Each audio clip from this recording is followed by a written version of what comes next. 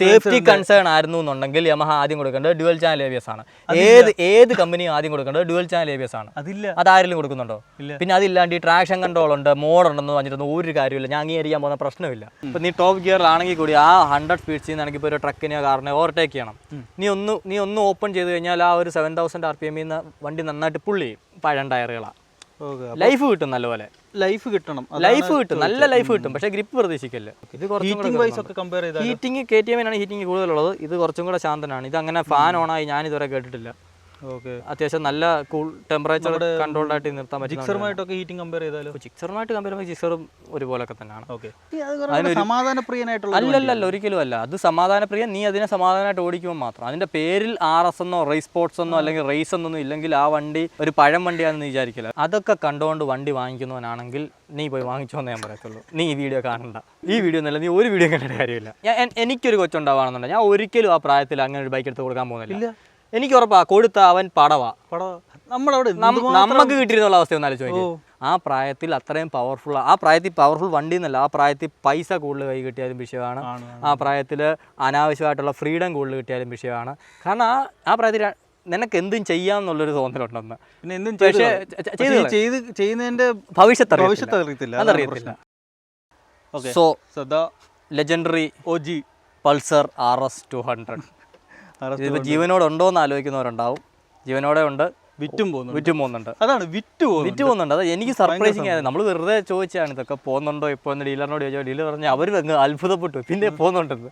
കാരണം ഒരു 4-5 വണ്ടി വന്നു കഴിഞ്ഞാൽ അത് അപ്പം തന്നെ ഇറങ്ങി പോവാണ്. അതെ, ഷോറൂംകാർക്ക് പേടിയാണേലും വണ്ടി ഇറങ്ങി ആൾക്കാർ മേടിച്ചോളും. അതെ, വാങ്ങിക്കുമോ ഇല്ലയോ എന്നുള്ളൊരു പേടിയുടെ ആവശ്യമില്ല. ഇപ്പം ഇതിന് പോകുന്നുണ്ട് സാധനം നല്ലപോലെ. അപ്പം ആളുകൾക്ക് സ്റ്റിൽ ഇതിനെ ഇഷ്ടമാണ് എന്നുള്ളതിൻ്റെ ഒരു തെളിവാണത്. അതുകൊണ്ട് തന്നെയാണ് ബജാജ് ഇതിനെ ഇങ്ങനെ കൊണ്ടുപോയിക്കൊണ്ടിരിക്കുന്നത്. കാരണം ആൾക്കാർ കംപ്ലൈന്റ് ചെയ്യുന്നുണ്ട്, ഇതിനെ മാത്രം അവോയ്ഡ് ആക്കി വെച്ചേക്കുവാണ്. കാരണം എന്താ വെച്ചാൽ NS വന്നപ്പോൾ അതിന് USD ഫോർക്ക് ഒക്കെ കൊടുത്തു, എൻ്റെ ലൈറ്റ് അപ്ഡേറ്റ് ചെയ്തു, മീറ്റർ മാറ്റുന്നു, കളർ കൊടുക്കുന്നു. ആകെപ്പാട് NSനെ കുറച്ചും കൂടെ മോഡേൺ ആക്കി അങ്ങ് മാറ്റി, ഒരു പുത്തൻ വണ്ടി ഇറക്കിയ പോലെ തന്നെ അങ്ങ് ആക്കി വിട്ടേക്കാണ്. പക്ഷെ RSലോട്ട് വന്നപ്പോഴത്തേക്ക് ഇപ്പം ടെലസ്കോപ്പിക് കളർ മാറ്റുന്നു, സ്റ്റിക്കർ മാറ്റുന്നു, അത് മാത്രമേ ഉള്ളൂ. അല്ലാണ്ട് ആകെ വന്ന 2 മാറ്റം, ഒന്ന് ഈ ടെയിൽ ലാമ്പിന്റെ ഡിസൈൻ മാറ്റി, ഒന്ന് മീറ്റർ കൺസോൾ ഡിജിറ്റൽ മാറ്റി.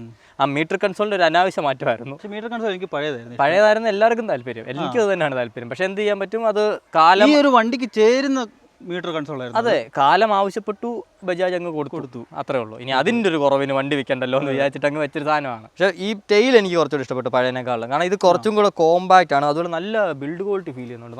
നല്ല ക്വാളിറ്റി ഫീൽ ചെയ്യുന്നു. നീ നോക്കി, അനങ്ങുന്നില്ല ഈ സാധനം. ഇതിന് മിക്സഡ് ഒപ്പീനിയൻസ് ആണ് ആളുകളുടെ ഭാഗത്ത് വന്നത്. എനിക്ക് പേഴ്സണലി പഴയത് തന്നെ ഇഷ്ടം. എനിക്ക് പഴയത് ഇഷ്ടമല്ല, ഇത് ഇഷ്ടപ്പെട്ടു. പഴയത് പക്ക യൂണീക്ക് ആയിരുന്നു. അതായത് ഈ വണ്ടി ഫ്രണ്ടിൽ നോക്കിക്കഴിഞ്ഞാലും ബാക്കിൽ നോക്കിക്കഴിഞ്ഞാലും RS ആണ് എടുത്തു പറയും. ഇതിപ്പോൾ പറയുമല്ലോ, ബാക്കി നോക്കി കഴിഞ്ഞാൽ ഇത് വേറെ ഏത് വണ്ടിക്കുണ്ട് ഈ ഡിസൈൻ. പക്ഷേ ആ വണ്ടി ഐക്കോണിക് ആയിരുന്നു. അതായത് ടേൺ ഇൻഡിക്കേറ്റർ ഇതിൽ തന്നെ ഇൻറ്റഗ്രേറ്റഡ് ആയിട്ടാണ്, നീറ്റ് പ്രീമിയം സാധനമായിട്ടാണ് വന്നേക്കുന്നത്. പക്ഷേ ഏതാ നിങ്ങൾക്ക് ഇഷ്ടം എന്നുള്ളത് കമൻറ്റ് ചെയ്തേക്കാം. എല്ലാവരുടെയും പേഴ്സണൽ ഒപ്പീനിയൻ വേരീസ്. അറൗണ്ട് 10 വർഷമായെന്ന് തോന്നുന്നു ഇറക്കിയ പോലെ നോക്കിക്കൊണ്ടിരിക്കുകയാണ് സാധനം. കാരണം അങ്ങനെ ഏജ്ഡ് ആയിട്ട് ഇപ്പോഴും ഫീൽ ചെയ്യുന്നില്ല വണ്ടി. അതിന് മുമ്പ് വണ്ടി നമുക്ക് റിവ്യൂനായിട്ട് തന്നിരിക്കുന്നത് റോയൽ ബജാജ് കോട്ടയമാണ്. കോട്ടയം, പത്തനംതിട്ട, ഇടുക്കി ഡിസ്ട്രിക്റ്റുകളായിട്ട് അവർക്ക് ഇഷ്ടം പോലെ sales and service network available ആണ്. സോ നിങ്ങൾക്ക് ബജാജിൻ്റെ ഏതെങ്കിലും മോഡൽ വാങ്ങണമെന്നോ സർവീസിനോ അല്ലെങ്കിൽ സ്പെയർ പാർട്സിനോ ഒക്കെ ആവശ്യമുണ്ടെങ്കിൽ അവരെ കോൺടാക്ട് ചെയ്യാവുന്നതാണ്. കോൺടാക്ട് ഡീറ്റെയിൽസ് ഒക്കെ ഞാൻ ഡിസ്ക്രിപ്ഷനിൽ കൊടുക്കുന്നുണ്ട്. ഒരു കാര്യം കൂടെ, നമ്മളൊരു വാട്സപ്പ് കമ്മ്യൂണിറ്റി സ്റ്റാർട്ട് ചെയ്തിട്ടുണ്ട്. അപ്പോൾ കുറച്ചും കൂടെ നമ്മുടെ ഈ ഒരു കണ്ടന്റ് ക്രിയേഷൻ നമ്മൾ ഒരു ഓഡിയൻസ് ആൻഡ് ക്രിയേറ്റർ തമ്മിലുള്ള കാര്യങ്ങൾ ഇച്ചിരി എന്താ പറയുക ഇൻട്രാക്റ്റീവ് ആക്കാനും വേണ്ടിയൊക്കെയാണ് നമ്മൾ ഉദ്ദേശിക്കുന്നത്. സോ നിങ്ങൾക്ക് അതിൽ ജോയിൻ ചെയ്യാനും അതിൽ നടക്കുന്ന ഡിസ്കഷൻസിലൊക്കെ തന്നെ പാർട്ട് ആവാനും താല്പര്യമുണ്ടെങ്കിൽ തീർച്ചയായിട്ടും താഴെ കാണുന്ന ലിങ്ക് ക്ലിക്ക് ചെയ്ത് ജോയിൻ ചെയ്യുക. നമുക്ക് നോക്കാം, കുറച്ച് ഇൻട്രസ്റ്റിംഗ് ആയിട്ട് മുന്നോട്ട് പോകുമെന്ന് വിചാരിക്കുന്നു. നിങ്ങളുടെ അഭിപ്രായങ്ങൾ തീർച്ചയായിട്ടും നിങ്ങൾക്ക് അവിടെ അറിയിക്കാവുന്നതാണ്. നമുക്ക് നേരിട്ട് തുടങ്ങിയോ? ഇനി എന്തെങ്കിലും ഉണ്ടോ? ഇനിയൊന്നുമില്ല. ഓക്കെ, അപ്പോൾ റിലവൻസ് ആണ് ഫസ്റ്റ് ക്വസ്റ്റ്യൻ തന്നെ. ഈ കാലഘട്ടത്തിൻ്റെ ആവശ്യമുണ്ടോന്ന് ആവശ്യമുണ്ടോന്ന് ചോദിച്ചാൽ ഞാൻ ഇതിന്റെ പ്രൈസ് പറയാം, എന്നിട്ട് നീ പറയണം ഇതിനിപ്പം ആവശ്യമുണ്ടോ ആവശ്യമില്ല എന്നുള്ളത്. ഇത് ഇറങ്ങിയപ്പോൾ എത്ര ആയിരുന്നു അറിയാം പ്രൈസ്? ഏകദേശം 1,10,000 നിനക്ക് ഇതിന്റെ ABS വേർഷൻ ഓൺ റോഡ് ഇറക്കാൻ പറ്റുമായിരുന്നു. 1,10,000 രൂപ. ഇപ്പം എത്രയാണെന്ന് അറിയേണ്ട പ്രൈസ്? 2,15,000 രൂപ ഓൺ റോഡ്. നല്ല കൂടുതലല്ലേ? നല്ല കൂടുതലാണ്. ഇൻഫ്ലേഷൻ വന്നു, മാർക്കറ്റ് അതുപോലെ മാറിയോണ്ട് പ്രൈസ് മാറി. പക്ഷേ ഇതിന്റെ കോമ്പറ്റീറ്റേഴ്സുമായിട്ട് നീ കമ്പയർ ആണ്, ഇതിനേക്കാളും കപ്പാസിറ്റി കുറഞ്ഞ R15 പോലും വില 2.5 ലക്ഷം വരെ പോയി. സത്യ ഇപ്പോഴാണ് ഒരു 17,000 അധികം കുറഞ്ഞത്. ഓവർ എക്സ്പെൻസീവ് ആയിരുന്നു. ജിക്സർ 250 വന്നിരുന്നു. അതോ അതിനും ഇതിനേക്കാളും പ്രൈസ്ഡ് ആയിട്ടുള്ള വണ്ടിയാണ്. അത് ഏകദേശം 2.5 ലക്ഷത്തിന് മേളിൽ ഓൺ റോഡ് നിന്നുകൊണ്ടിരുന്ന വണ്ടി. അതിനും ഇപ്പോൾ കുറച്ച് പ്രൈസ് കുറഞ്ഞു. അപ്പോഴെല്ലാം RS ചെറിയ മിതമായ വിലയ്ക്ക് നല്ല സിമിലർ പെർഫോമൻസും കൊടുത്ത് അവിടെ തന്നെ ഉണ്ട്. ഇപ്പോൾ ജിക്സറുമായിട്ട് നീ കമ്പയർ ചെയ്യുകയാണെന്നുണ്ടെങ്കിൽ SF-ന്റെ almost same power figures compare ചെയ്യാൻ പറ്റും. ഡയറക്റ്റ് കോമ്പറ്റീഷൻ വരും. അതെ, ആ പ്രൈസിംഗ് ആണെന്നുണ്ടെങ്കിലും വണ്ടിയുടെ എഞ്ചിൻ പ്രൊഡ്യൂസ് ചെയ്യുന്ന പവർ കാര്യങ്ങളൊക്കെ അത് 250cc ആയിട്ട് അത് 26 bhp പവർ പ്രൊഡ്യൂസ് ചെയ്യുന്നുണ്ട്. ഇത് 24 bhp പവർ പ്രൊഡ്യൂസ് ചെയ്യുന്നുണ്ട്. അല്ലല്ല, ഒരിക്കലും അല്ല. അത് സമാധാനപ്രിയ, നീ അതിനെ സമാധാനമായിട്ട് ഓടിക്കുമ്പോൾ മാത്രം. അതിന്റെ പേരിൽ RS എന്നോ റേസ് സ്പോർട്സ് എന്നോ അല്ലെങ്കിൽ റേസ് എന്നൊന്നും ഇല്ലെങ്കിൽ ആ വണ്ടി ഒരു പഴം വണ്ടിയാണെന്ന് വിചാരിക്കില്ല.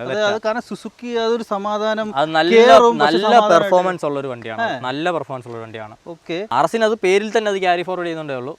ഓടിക്കുമ്പോൾ നമുക്ക് നീ ജിക്സറും അത് ഓടിക്കുമ്പോൾ നിനക്ക് മനസ്സിലാവും നല്ല അതെ അതെ. പക്ഷെ RS-ന്റെ എന്താണ് ഒരു വ്യത്യാസം എന്ന് വെച്ചാൽ RS ഒരു 5000 RPM വരെ ഒരു സാധാ വണ്ടിയാണ്, ഒരു സാധാ ബജാജ് വണ്ടിയാണ്. പക്ഷെ ഒരു 5000-6000 RPM കഴിയുമ്പോഴത്തേക്ക് അതൊരു ക്യുക്ക് ട്രാൻസ്ഫോർമേഷൻ ഫീൽ ചെയ്യും. അവിടുന്ന് നല്ല സ്ട്രോങ് പുള്ളാണ്. നിനക്ക് അപ് ടു ടോപ്പ് എവിടെ കട്ട് ഓഫ് അടിക്കുന്നു അവിടം വരെ വണ്ടി നല്ല സ്ട്രോങ് ആയിട്ട് ഇതിനെ പുള്ളി ചെയ്യും. അതാണ് RS-നകത്ത് നമുക്കത് കുറച്ചും കൂടെ സ്പോർട്ടി ആയിട്ട് തോന്നാനുള്ളത്. ജിക്സർ അങ്ങനെയല്ല. ജിക്സറിന്റെ ടോർക്ക് കർവ് കുറച്ചുകൂടെ സ്പ്രെഡ് ആണ്.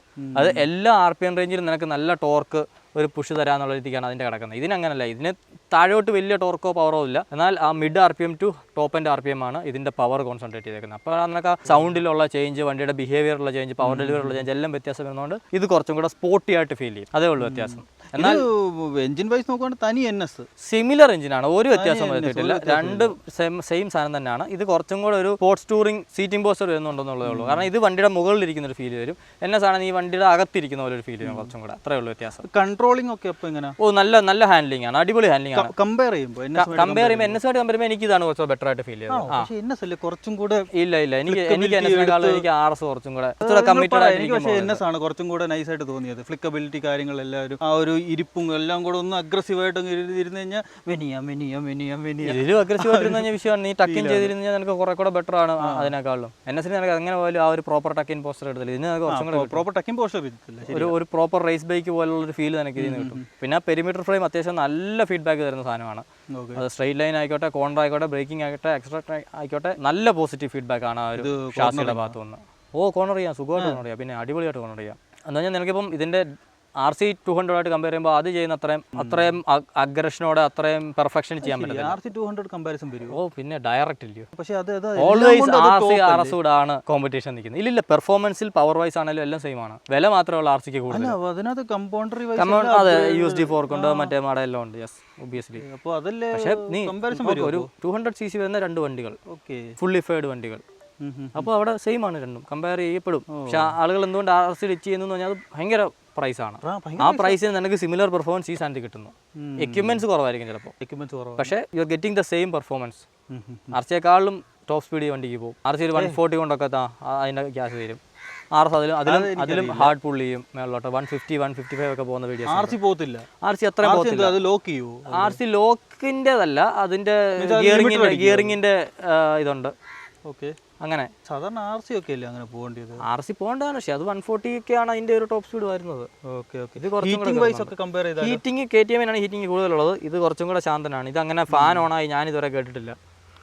അത്യാവശ്യം നല്ല കൂൾ ടെമ്പറേച്ചർ കൺട്രോൾഡ് ആയിട്ട് നിർത്താൻ പറ്റും. ജിക്സറുമായിട്ടൊക്കെ ഹീറ്റിംഗ് കമ്പയർ ചെയ്താലും ജിക്സറുമായിട്ട് കമ്പയർ ചെയ്യുമ്പോൾ ജിക്സറും ഒരുപോലൊക്കെ തന്നെയാണ്. സസ്പെൻഷൻ നല്ല ഹാൻഡ്ലിംഗ് തരുന്ന സസ്പെൻഷനാണ്. തീരെ ഗട്ടറുള്ള റോഡ് മാത്രമേ ഉള്ളൂ ബുദ്ധിമുട്ടായിട്ട് ഫീൽ ചെയ്യുന്നത്. അവിടെ വരുമ്പോഴത്തേക്ക് കുറച്ച് തുള്ളി പോകുന്ന ഒരു ഫീൽ. ഗട്ടർ പറഞ്ഞു കഴിഞ്ഞാൽ ഈ പൊട്ടിപ്പൊളിഞ്ഞ റോഡ് ടാറേ ഇട്ടിട്ടില്ലാത്ത റോഡ് അതുപോലെ. എന്നാൽ ഇത് സ്മൂത്ത് ആയിരുന്നു. മീൻസ് ഹാൻഡിൽ ചെയ്യാവുന്നതേ ഉള്ളൂ. എടുത്ത് എനിക്ക് അടിപ്പ് കയറിയോ എന്നെ എടുത്ത് നിനക്ക് ഇങ്ങനെ തുള്ളിയ വണ്ടി പോകത്തുള്ളൂ. ഒഴുകുമല്ല, ഒഴുക്കില്ല, എന്നാലും കൺട്രോളബിൾ ആയിരുന്നു. കൺട്രോളബിൾ ആവുമല്ലോ എങ്ങനെ പോയാലും. അതെങ്ങനെ നിന്റെ കയ്യിൽ നിന്ന് കൺട്രോൾ R15 ഓടിച്ച എന്താ വിഷയം? R15 നല്ല അടി തരും. ഇതത്ര ഇല്ല, ഇത് കുറച്ചുകൂടെ സ്മൂത്ത് ആണ്. പക്ഷെ ഞാൻ പറയുന്നത് നീ ഇതുപോലെ പൊളിഞ്ഞ റോഡിൽ കൂടെ ഓടിച്ചാൽ അത് ബുദ്ധിമുട്ടാണ്.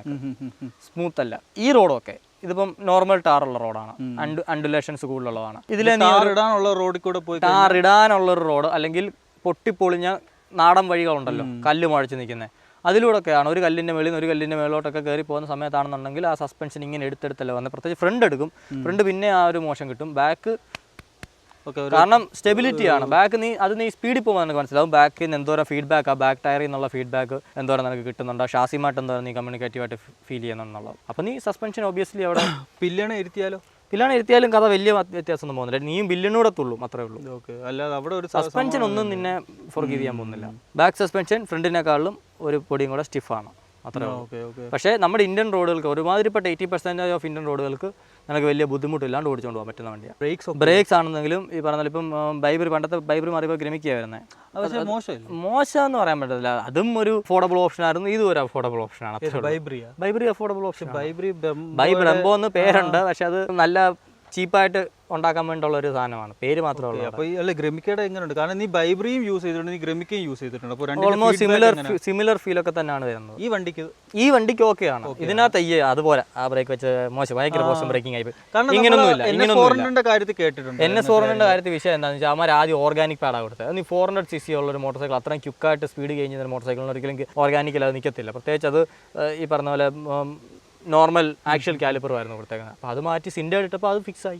ചെറിയ അങ്ങനത്തെ വ്യത്യാസങ്ങൾ ഇമ്പ്രൂവ് ആവും.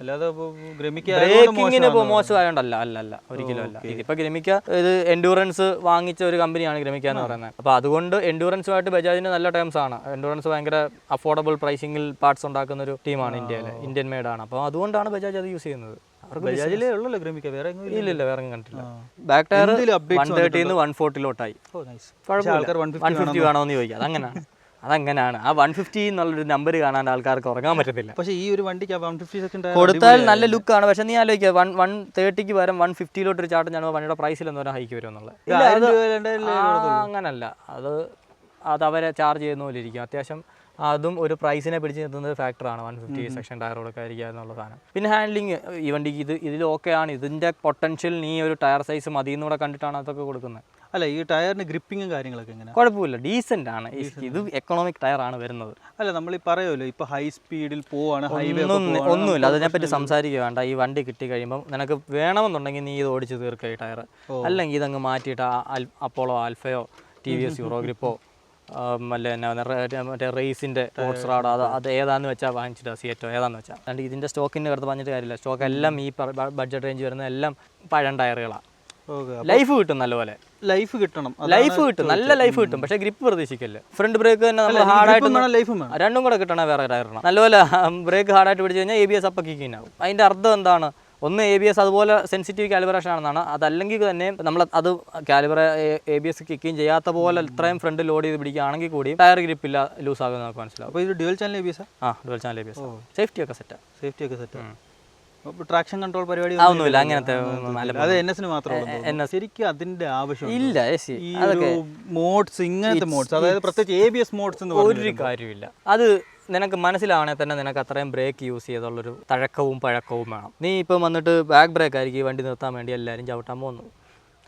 വേണ്ട, നോക്കി ചിരിക്കൊന്നും വേണ്ട. അതാണ് പാനിക് ബ്രേക്ക് ചെയ്ത് കഴിഞ്ഞാൽ നീ ക്ലച്ചും കയറ്റി പിടിക്കും, ബാക്ക് ബ്രേക്ക് ഞാൻ ദൈവത്തെ വിളിച്ച് ചവിട്ടി അങ്ങ് പിടിക്കും. പിന്നെ ABS ഉള്ളതുകൊണ്ട് നീ അങ്ങനെ വീഴാൻ പോകുന്നില്ല. ചിലപ്പോൾ വണ്ടി നിൽക്കാണ്ട് എന്ന് കയറി കൊടുക്കും, ബാക്കിൽ കയറി കൊടുക്കും. അതെ, ആ ഒരു ഇത് മാത്രമേ ഉള്ളൂ. അപ്പൊ അങ്ങനെയൊക്കെ ഉള്ളൊരു രാജ്യത്ത് ഇതൊക്കെ വെറുതെയാണ്. അല്ല, എനിക്ക് ABS മോഡ് എന്ന് പറയുന്ന സാധനം ജസ്റ്റ് ഒരു മാർക്കറ്റിംഗ് സാധനമാണ്. ഡിഫറൻസ് വരാം, ചെറിയ അങ്ങോട്ടും ഇങ്ങോട്ടും കോഡിങ് വ്യത്യാസം. ഈ ഫ്യൂവൽ മാപ്പിങ്ങിനകത്തുള്ള ഒരു മോഡ് കൊടുക്കത്തില്ലേ? അതിന് ഇനി റൈഡ് ബൈ വയർ കൊണ്ടുവരണം. പ്രൈസ് അതുപോലെ കൂടും. സിമ്പിൾ മോട്ടോർ സൈക്കിൾ അതിനെ അങ്ങനെ തന്നെ അവർ എക്സിസ്റ്റ് ചെയ്ത് കൊണ്ടുപോവാണ്. അതിനകത്ത് റൈഡ് ബൈ വയർ ഇല്ലാത്ത വണ്ടികൾക്ക് മോഡുകളില്ല. ഇല്ല, പ്രത്യേകിച്ച് കാര്യമില്ല. നിന്റെ ത്രോട്ടിൽ അത് ഇതിന്റെ കൊടുത്തിട്ടുണ്ട്.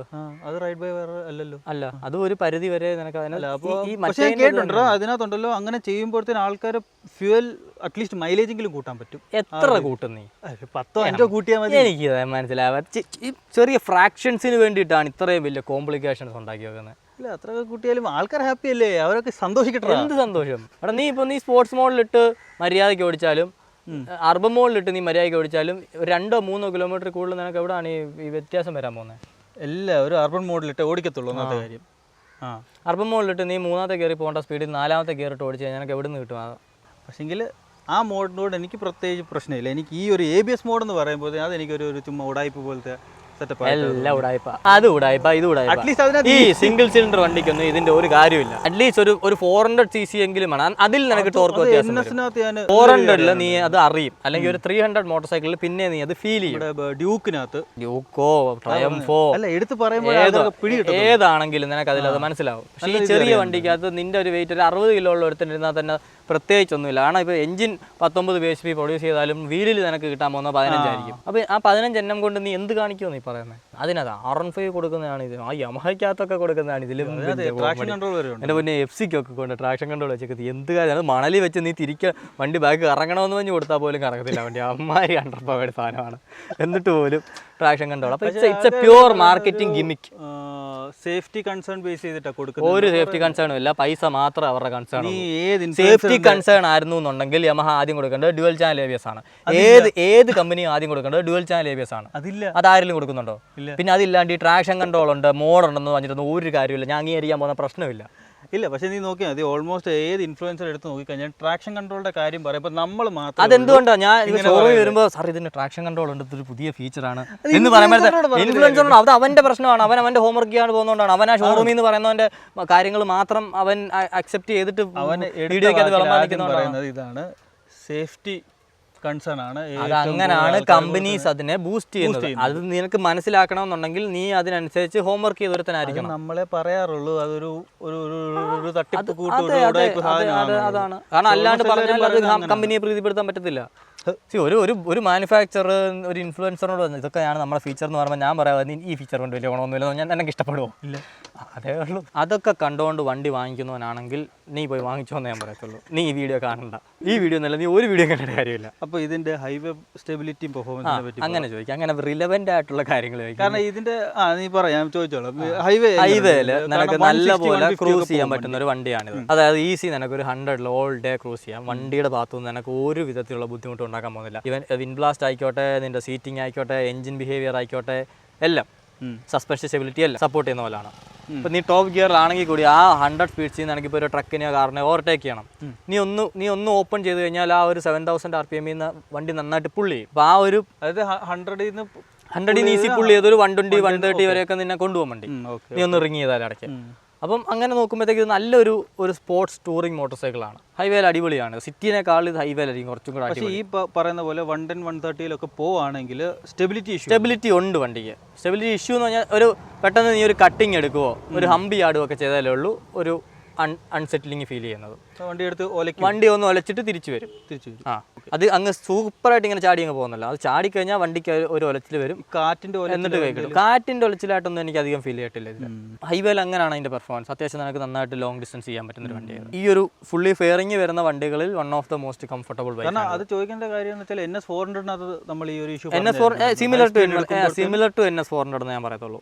NS400 കുറച്ചുകൂടെ ഒരു ബ്രൂട്ടൽ ആക്സലറേഷൻ ഉള്ളത് കൊണ്ട് നിനക്കത് കുറച്ചും കൂടെ ആംപ്ലിഫൈ ചെയ്ത് ഫീൽ ആവും. ഇതിന് അത്ര ഒരു ബ്രൂട്ടൽ ആക്സലറേഷൻ ഇല്ലാത്തതുകൊണ്ട് നിനക്ക് അത്ര അത് ഫീൽ ആവത്തില്ല. ഈ വ്യത്യാസമേ ഉള്ളൂ. കാരണം ബാക്ക് സസ്പെൻഷൻ ഫ്രണ്ടിനേക്കാളും കുറച്ചും കൂടെ സ്റ്റിഫ് ആയതുകൊണ്ടാണ്. ലൈക്ക് ഫ്രണ്ട് ഒന്ന് ഒരു രീതി ബിഹേവ് ചെയ്യുന്നു, ബാക്ക് ഒരു രീതി ബിഹേവ് ചെയ്യുന്നു. അതിൻ്റെ ഒരു അൺസെറ്റിലിംഗ് മാത്രമേ ഉള്ളൂ. പിന്നെ വീൽ ബേസും ഷോർട്ടാണ്. അത് ഒരു ചെറിയ ഒരു സെക്കൻഡത്തേക്കേ ഉള്ളൂ.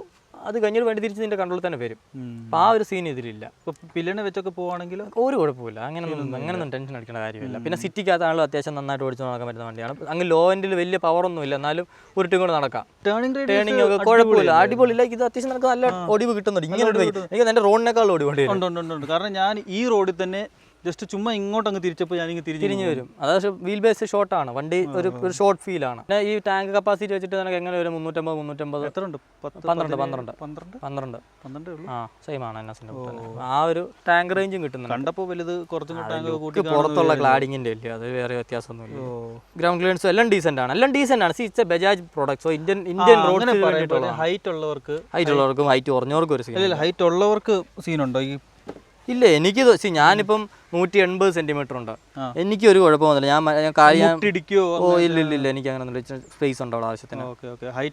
സീറ്റും ഉണ്ട് അത്യാവശ്യം. നമുക്ക് മൂവ് അറൗണ്ട് ചെയ്യാനും വേണ്ടി ബാക്കിലോട്ട് ഇറങ്ങിയിരിക്കാം, ഫ്രണ്ടിലോട്ട് കയറിയിരിക്കാം. ഹൈറ്റ് കുറഞ്ഞവർക്കും വലിയ സീനുണ്ട്. ഹൈറ്റ് കുറഞ്ഞവർ ഒത്തിരി RS ഉള്ള ആളുകളെ നമുക്കറിയാം. പില്ലും കംഫർട്ടബിളാ. RC-യെക്കാളും R15-നേക്കാളും ഇത് നല്ല രസമാണ് പിടിക്കാൻ, ഒരു സീനും ഇല്ല. പ്ലാസ്റ്റിക് ആണെങ്കിലും നല്ല സ്റ്റേഡി പ്ലാസ്റ്റിക്കാണ്. സ്ക്വീക്കിംഗ് ഒന്നും എനിക്ക് ഫീൽ R15 കംഫർട്ടബിൾ ആയിരിക്കും. ജിക്സറിനെക്കാളും കംഫർട്ടബിൾ ആണ്, പക്ഷേ സസ്പെൻഷൻ വൈസ് ജിക്സർ ആയിരിക്കും കുറച്ച് കംഫർട്ടബിൾ. ഇച്ചിരി സ്റ്റിഫാണ്. അങ്ങനെയാണ് കംഫർട്ടിൻ്റെ കാര്യം. ഭയങ്കര ഡെയിലി യൂസബിൾ ബൈക്കാണ്. വലിയ അലമ്പൊന്നും ഇല്ലാണ്ട് സിമ്പിളായിട്ട് കൊണ്ട് നടക്കാൻ പറ്റിയ, വളരെ കുറഞ്ഞ മെയിൻ്റനൻസ്, വളരെ കുറഞ്ഞ റണ്ണിങ് കോസ്റ്റ്, വളരെ കുറഞ്ഞ ഇനീഷ്യൽ എക്സ്പെൻസ്. സോ അങ്ങനെ സ്പെയർ പാർട്സ് എല്ലാം ഇഷ്ടം പോലെ എവിടെ വേണേൽ കിട്ടും. രാജ്യത്തിൻ്റെ ഏത് കോണിൽ പോയാലും നിനക്ക് കിട്ടും. കോസ്റ്റ് എഫക്റ്റീവ് ആണ്, വൻ കോസ്റ്റ് എഫക്റ്റീവ് ആണ്. സ്റ്റുഡൻസ് ഏതായാലും എടുക്കും. ഓക്കെ, സ്പോർട്സ് ആണ്, യങ് ജനറേഷൻ ഒക്കെ. പിന്നെ ഉള്ളത് ബിഗിനേഴ്സാണ്. ഇപ്പോൾ ഞാൻ കഴിഞ്ഞ 400ൻ്റെ വീഡിയോയ്ക്കകത്ത് പറഞ്ഞിരുന്നു 400 ഓടി കഴിഞ്ഞാൽ ഒരു ബിഗിനറിന് ഞാൻ സജസ്റ്റ് ചെയ്യത്തില്ലെന്ന് പറഞ്ഞുള്ളത്. അവിടെ പറയുന്നത് ഇവിടെ പിള്ളേർ C900 800 ഒക്കെ ഉണ്ട് എടുത്ത് പഠിക്കട്ടെ. അവരൊക്കെ ഇനി ഏത് ഭാരത്തേന്നും ഏത് വണ്ടിക്കടയിൽ നിന്നും തൂത്തെടുക്കണം എന്നുള്ളതൊക്കെ പിന്നത്തെ കാര്യം. അങ്ങനെ ബിഗിനേഴ്സ് എടുക്കാം. കാരണം ആദ്യത്തെ ആ ഒരു 7000 RPM വരെ വണ്ടി ഇൻറ്റിമിഡേറ്റിങ് കാര്യങ്ങളൊന്നും അല്ല. ഒരു നൈസായിട്ട് സാധാരണ ഒരു വണ്ടി പോകുന്ന പോലെ പോകത്തുള്ളൂ. അതിന് മേളിലോട്ട് നീ കൈ കൊടുത്താൽ മാത്രമേ ഉള്ളൂ വണ്ടിക്ക് ആ ഒരു അഗ്രഷൻ കയറുന്നത്. അപ്പം നീ അത് നോക്കി കണ്ടു ഓടിക്കേണ്ടവരാണെന്നുണ്ടെങ്കിൽ നിനക്ക് അങ്ങനെ ഓടിക്കാം. കാരണം അവന് ബിഗിനർ ആയ കാരണത്തിൽ 100 ബിഗിനറായി നീ ഒരു മിസ്റ്റേക്ക് കാണിച്ചാലും വണ്ടി അത് എന്താ പറയുന്നത് ഫോർഗീവിങ് ആണ്. പോട്ടെ നിനക്ക് അറിയില്ല, ക്ഷമിച്ചു പോ. അതുകൂടാതെ ആൾക്കാർക്ക് അത് പരിചയപ്പെടാനും പറ്റും. ആ ഒരു സ്പീഡിൽ പോയി കഴിഞ്ഞാൽ എങ്ങനെ ഇരിക്കും ഗ്രാജുവലായിട്ട് നിനക്ക് പരിചയപ്പെടാം. കാരണം ഇതിന് 150 വരെ പോകാൻ കേപ്പബിൾ ആണ്. സോ നിനക്ക് സ്പീഡിന് അവിടെ ഒരു കമ്മിയില്ല. നിനക്ക് അത്യാവശ്യം ആ 26 bhp എന്ന് പറഞ്ഞാൽ അത്ര ബോറിംഗ് ഒന്നും അല്ല. ഓടിച്ചു കഴിഞ്ഞാൽ നിനക്ക് നല്ല എൻഗേജിങ് ഫീലൊക്കെ തരുന്നതാണ് ഓടിക്കേണ്ട പോലെ ഓടിച്ചാൽ. പക്ഷേ നീ ആ വീഡിയോയുടെ അടിയിലുള്ള കമൻറ്റ്സ് കണ്ടായിരുന്നു, പിള്ളേരെല്ലാം തുടങ്ങുന്നത് 390-ലാണ്. അത് കോളേജ് കഴിഞ്ഞ് നീ കമൻറ്റ് വരുന്ന സമയം നോക്കിയാൽ മതി. എല്ലാം വൈകുന്നേരം ഒരു 6 മണി 7 മണി സമയത്ത് അങ്ങനത്തെ കമൻറ്റ് വരുന്നത്. അതെന്തായാലും കാരണം അപ്പോഴാണ് ഈ കോളേജ് സ്കൂളിൽ കഴിഞ്ഞമാരെല്ലാം ഫോൺ എടുത്തുകൊണ്ട് ഇറങ്ങുന്നത്. അത്രേ ഉള്ളൂ. എനിക്കൊരു കൊച്ചുണ്ടാവുകയാണെന്നുണ്ടെങ്കിൽ ഞാൻ ഒരിക്കലും ആ പ്രായത്തിൽ അങ്ങനെ ഒരു ബൈക്ക് എടുത്ത് കൊടുക്കാൻ പോകുന്നില്ല. എനിക്ക് ഉറപ്പാ കൊടുത്ത അവൻ പടവാ. നമുക്ക് കിട്ടിയിരുന്നുള്ള അവസ്ഥ ഒന്ന് ആലോചിച്ച് നോക്കി. നമ്മളൊക്കെ എങ്ങനെയൊക്കെ ഇവിടെ നിൽക്കുന്നതാണ്. നീ ആലോചിക്കുന്നുണ്ടോ ആദ്യമായിട്ട് ഉണ്ണിയുടെ 390 ഓടിച്ച RC? അന്നങ്ങാണ് എവിടെയെങ്കിലും കയറിയിരുന്നെങ്കിൽ പോയെന്നെ കയ്യിൽ നിന്ന്. അതേ അവസ്ഥയാണ് ഇന്നും. ആ പ്രായത്തിൻ്റെതാണത്. ആ പ്രായത്തിൽ അത്രയും പവർഫുൾ, ആ പ്രായത്തിൽ പവർഫുൾ വണ്ടി എന്നല്ല, ആ പ്രായത്തിൽ പൈസ കൂടുതൽ കൈ കിട്ടിയാലും വിഷയമാണ്. ആ പ്രായത്തിൽ അനാവശ്യമായിട്ടുള്ള ഫ്രീഡം കൂടുതൽ കിട്ടിയാലും വിഷയമാണ്.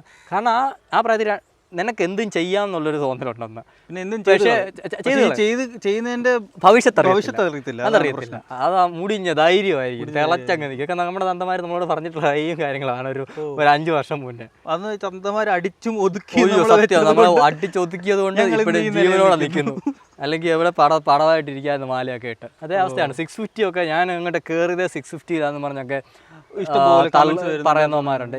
തള്ളു പറയുന്നതല്ല, ഉള്ളതാണ്, തള്ളല്ല, ഉള്ളതാണ്. പക്ഷെ അതിൽ നിന്ന് എന്താണ് ഇവൻ അഭിമാനിക്കുന്നതെന്ന് എനിക്ക് മനസ്സിലാവുന്നില്ല. പറഞ്ഞതിൽ ഒന്നുമില്ല. നീ ശരിയെന്ന് വിശ്വസിക്കുന്ന ഒരു സാധനത്തെ ഞാൻ അത് ശരിയല്ല ഇങ്ങനെയാണെന്ന് പറയുമ്പോൾ നിനക്ക് അത് അക്സെപ്റ്റ് ചെയ്യാനുള്ള ഒരു ബുദ്ധിമുട്ട് മാത്രമാണത്. അല്ലാണ്ട് അതിൽ കൂടുതലൊന്നുമില്ല ഇതിനകത്ത്. എവിടെ പോയി പറഞ്ഞു കയറി ഇത് പറഞ്ഞു കയറി. അപ്പോൾ RS പോയി എടുക്കുക, സമാധാനിക്കുക. പ്രൈസ് 180 എക്സോറും അത് പറഞ്ഞായിരുന്നു. പിന്നെ എന്നാ ഒന്നുകൂടെ പറഞ്ഞേക്കാം. 180 എക്സോറും 215 ഓൺ റോഡ് നിങ്ങൾക്ക് കോട്ടയം ഇറക്കാം. കോട്ടയത്തെ പ്രൈസാണ് പറഞ്ഞത്. അവിടെ 2000 രൂപയ്ക്ക് അങ്ങോട്ടും ഇങ്ങോട്ടും വ്യത്യാസം വരും സ്ഥലങ്ങൾ വെച്ചിട്ട്. ഇപ്പോൾ നിങ്ങൾ കറക്റ്റായിട്ട് ബജാജിൻ്റെ സൈറ്റിലും എല്ലായിടത്തും ഒക്കെ റെഫർ ചെയ്തിട്ട് ഷോറൂമിൽ പോയി വണ്ടി എടുക്കുക. അപ്പോൾ അതാണ് കൂടെ ചോദിക്കാനുണ്ടായിരുന്നു. ഈ വണ്ണം ഉള്ളവർക്കും ഫാമിലി ആയിട്ടുള്ള ആൾക്കാർക്ക് പറ്റും. വണ്ണം ഉള്ളവർക്ക് സിംഗിൾ ഓടുന്നതിന് കുഴപ്പമില്ല. 2 വലിയ വണ്ണം ഉള്ളവർ അങ്ങനെ ഒത്തിരി കംഫർട്ടബിൾ ആയിട്ട് അങ്ങ് വലിയ ദൂരം. റൈഡർ തന്നെ വണ്ണം ഉള്ളവനാണ്. അതാ പറഞ്ഞത്, റൈഡർ തന്നെ വണ്ണം ഉള്ളവനാണ് വലിയ സീനില്ല, അവന് മാനേജബിൾ ആണ്. ഈ വണ്ടിയുടെ വലിപ്പം വെച്ചിട്ട് അവന് വലിയ സീൻ വരത്തില്ല. ഫാമിലിക്ക് കുഴപ്പമില്ല. ഒരു 2 പേര് ഇരുന്ന് പോകുകയാണെന്നുണ്ടെങ്കിൽ പോകാൻ കുറച്ച് okay. Not the most comfortable option, but if you like it you can. അതാണ് RS 200നെ പറ്റിയുള്ള നമ്മുടെ ഒരു അഭിപ്രായം. റിലവൻ്റ് ആണോ എന്ന് ചോദിച്ചാൽ സ്റ്റിൽ റിലവൻ്റ് ആയിട്ട് തന്നെയാണ് ഫീൽ ചെയ്യുന്നത്. Because of the pricing. നിങ്ങൾക്ക് ഈ ഒരു പ്രൈസിങ്ങിന് ഈ ഒരു പെർഫോമൻസ് വേറെ ഒരു വണ്ടിയിൽ നിന്ന് കിട്ടുമെന്ന് എനിക്ക് തോന്നുന്നില്ല. നിങ്ങൾ റിലവൻ്റ് ആക്കി വെച്ചാൽ റിലവൻ്റ് ആക്കി ഇരുന്നുള്ളൂ. അതെ, 220 ഒക്കെ ഇപ്പോഴും വിൽക്കുന്നുണ്ട്. പൊക്കോളിഞ്ഞിടവും. അതെ, 220 ഒരു റിലവൻ്റ് ആയിട്ട് നിൽപ്പുണ്ട്. അപ്പോൾ എന്താണ് നിങ്ങൾക്ക് തോന്നുന്നുള്ളത് തീർച്ചയായിട്ടും കമൻറ്റ് ചെയ്യുക. അപ്പോൾ വാട്സപ്പ് കമ്മ്യൂണിറ്റിയുടെ കാര്യം മറക്കണ്ട, ജോയിൻ ചെയ്യുക. അതിൽ നമുക്ക് ഇതുപോലെയുള്ള ഡിസ്കഷൻസ് ഒക്കെ കുറച്ചും കൂടെ ബെറ്റർ ആയിട്ട് ചെയ്യാൻ സാധിക്കും. സോ അടുത്തൊരു വീഡിയോയിൽ മറ്റൊരു വണ്ടിയോട്ട് കാണാം. ഒരു കാലഘട്ടത്തിൽ ഈ വണ്ടി മാത്രമുള്ളായിരുന്നു. ഇൻസ്റ്റാഗ്രാമിൽ തുറന്നു നോക്കും, മോഡിഫിക്കേഷൻ വെച്ച് ചെയ്തു. സത്യം, എന്തോരം മോഡിഫൈ ചെയ്തതാ. ബംബിൾ ബി വണ്ടികൾ. മഞ്ഞ കളർ ഇറക്കണ്ടായിരുന്നു ഒന്നുകൂടെ. അതെ.